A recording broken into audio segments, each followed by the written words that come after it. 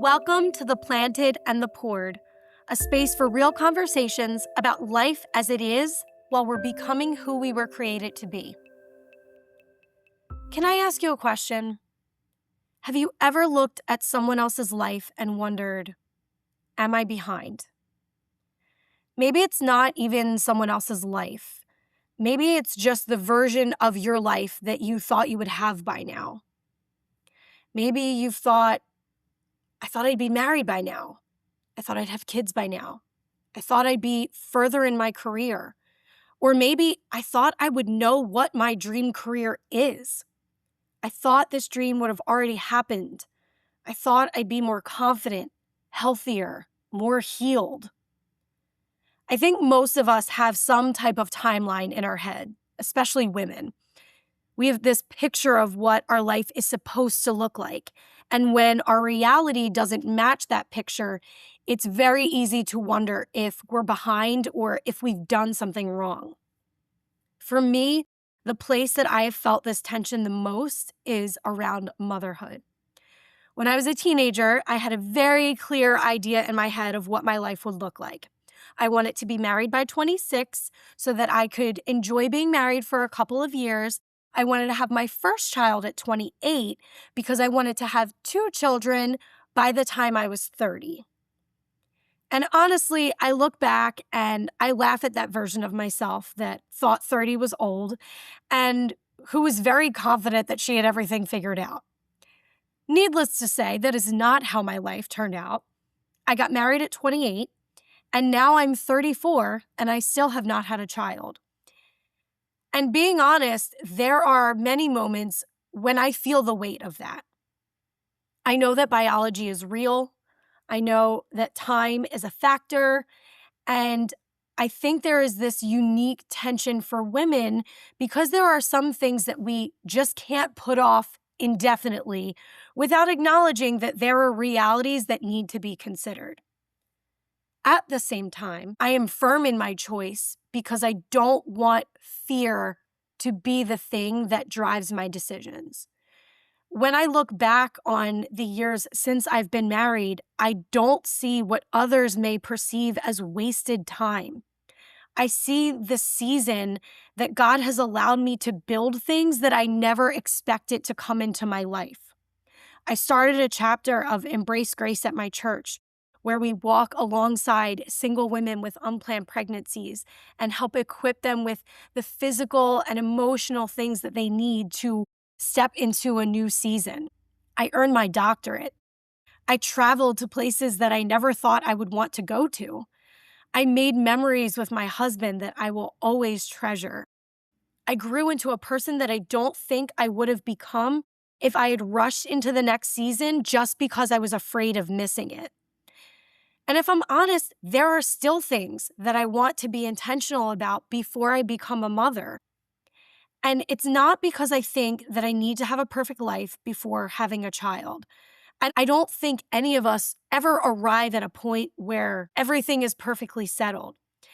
And I've seen women with unexpected pregnancies become stronger and wiser and better versions of themselves through that unplanned season. But I also believe that motherhood, for me, is one of the most important responsibilities that I could ever take on. And I want to enter this next season of my life when I feel ready to receive it. And so I can beat myself up and get caught in this comparison trap, just like anybody else, because we tend to believe this lie that everyone else is moving forward and I'm still stuck. We can see somebody get engaged or get a dream job or buy a house or announce a pregnancy. And while we may celebrate them from a genuine place of joy, sometimes our brain can also ask, what does their blessing say about my lack? And I think one of the hardest parts about timelines is that sometimes the pressure doesn't just come from us. Sometimes it comes from the people around us. Before I got engaged, I remember how often people would say, when are you getting married? And at first, I'm not going to lie, I loved the attention and I hoped that my husband would take a hint. But as it went on, it started to really frustrate me. And I know those people meant well. They were probably excited for me, and they probably didn't realize the weight that those questions carried. But when you're already carrying a desire yourself, hearing it over and over can start to feel like a confirmation that you're behind. And now, being married for 6 years without children, I'm experiencing a similar thing. Questions about when we're going to have kids, comments about why we're not ready to start a family, assumptions about what we should be doing right now. And I want to say this gently because I know most people asking are coming from a place of love. But a lot of times those questions are more complicated than we realize, and they're better off not being asked because you never know what someone is carrying. You don't know if someone is waiting by choice, waiting because of circumstances, waiting because of a season they're trying to honor, or even grieving something that they haven't shared with you. And I think that's something that we all have to remember, that even well-intentioned words can land very differently than we expect. Because at the end of the day, my timeline is not just a conversation topic. It's my life. It's my story, and it's something that I'm still trying to let go and just trust God with. I think sometimes we also view waiting as this empty space before our real life begins. And in this season of waiting, for me, when I get frustrated, I have to remind myself that God is not only preparing the things that I'm praying for, but He's also preparing me. I try to ask myself, okay, God, what are you trying to teach me? What can I learn in this season? And I think the biggest lie that we believe about waiting seasons is that nothing important is happening. We think waiting means that we're stuck.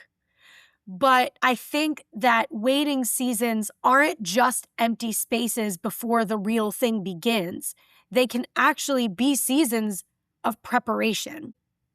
And so on my 33rd birthday, I made a commitment to become the healthiest version of myself. Not because I thought I had to be perfect before becoming a mom, but I knew that as I was walking through the middle part of my 30s, I wanted to really take care of the body I was given and prepare myself for the responsibility that I hope to have someday. I started paying more attention to my health, my nutrition, my sleep, and just the overall way that I was caring for myself. And then last month, on my 34th birthday, my husband and I made a commitment together that this was going to be the year that we really focused on strengthening our finances and our relationship as a couple so that when we do become parents, God willing, we will have a really strong foundation. And I think it's an important distinction to make that preparation isn't the same thing as postponing your life. There's a difference between saying, I can't move forward until everything is perfect, and saying, I want to honor the season that I'm in and get the most out of it. Because the truth is, we never arrive at a place where everything's lined up. There's always going to be another goal, another thing to learn, another way that we can grow. But I also don't want to look back on this season and only see what I was waiting for.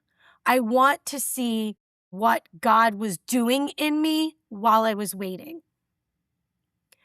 I think one of the hardest parts about feeling behind is that it can make us feel like we need to be in control. And you are hearing this from a type A control freak. So I feel this deeply. When we're afraid that we're running out of time, we can start to look for ways to regain control.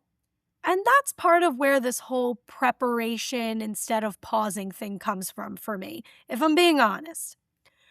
So we start thinking in this season, I need to make something happen. Maybe I need to force this door to open, or if I just make the right decision, I can get myself back on track.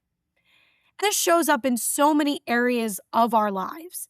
Sometimes we stay in a relationship that doesn't serve us because we're afraid that no one else will come along.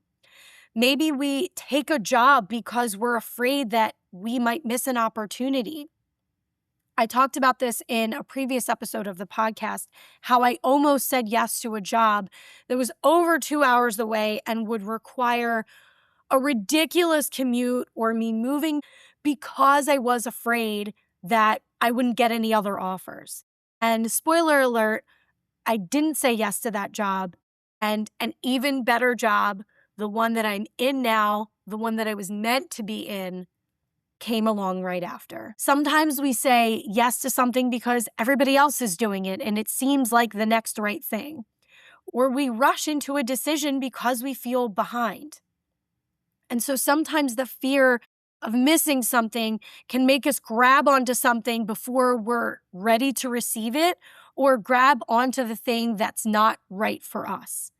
And this is where, for me, trusting God can get really difficult, because it's one thing to say, I trust that God has a plan. Heck yes, I trust that God has a plan. But it's a different thing to say, I'm going to live like I am okay with not having control over every detail of that plan. That's the hard pill for me to swallow. And I would imagine it's also hard for other people. Sometimes we can fall into this trap of believing that our faith can make the path obvious. And sometimes it does. And this is where it gets tricky, because sometimes it is obvious. Other times we expect a giant sign saying, go this way. And faith has looked like not having every answer and just taking the next step that seems like it's in the right direction. It's looked like me asking, am I making this decision from peace or from fear? Am I moving towards something because I feel called to it, or because I'm being afraid of being left behind? Am I trusting God's timing, or am I trying to rush ahead because I don't want to wait? And I've realized that fear is a terrible decision maker. Fear will tell you that you're running out of time. Fear will tell you that everyone else is ahead of you. Fear will tell you that if you don't make something happen right now, you are going to miss your chance. And that is the loudest voice of fear that is in my ears right now. I don't want to make choices out of panic. I want to build a life because I trust the one who is leading me. And I want to pause here for a moment, because it's very important to acknowledge that our stories can look so different from one another.